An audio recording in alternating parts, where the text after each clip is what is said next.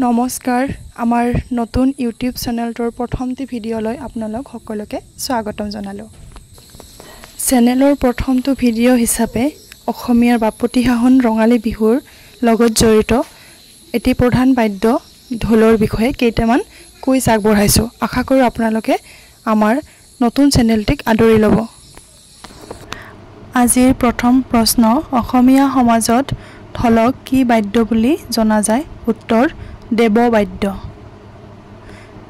কিহৰ শব্দৰ অনুকৰণ কৰি ঢোলৰ সৃষ্টি হৈছিল? উত্তৰ, মেঘৰ গাজনি। ঢোল প্ৰস্তুত কৰা মানুহজনক কি বুলি কোৱা হয়? উত্তৰ, মুচিয়াল। 4 নম্বৰ প্ৰশ্ন, ঢোলৰ মাৰিডালৰ নাম কি? উত্তৰ, মাহিতা। 5 নম্বৰ প্ৰশ্ন, ঢোলৰ মাৰিডালৰ হাতেৰে ধৰা অংশটোৰ নাম কি? উত্তৰ, মুঠি। ঢোলৰ মাহিতাৰে ঢোলত কোবোৱা অংশটোৰ নাম কি? উত্তৰ, কোবনি। ঢোল এটাৰ বাওঁ হাতেৰে বজোৱা অংশটোৰ নাম কি? উত্তৰ, তালি। ঢোলৰ খোলাৰ ওপৰত টানি থোৱা ৰছীবোৰৰ নাম কি? উত্তৰ, বৰতী।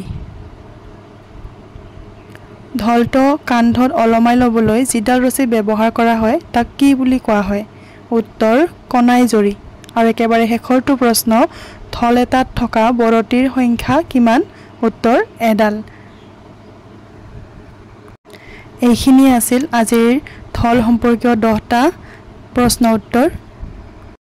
আগলৈ আৰু এনেকুৱা প্ৰশ্ন উত্তৰ দিবলৈ নিশ্চয় যত্ন কৰিম।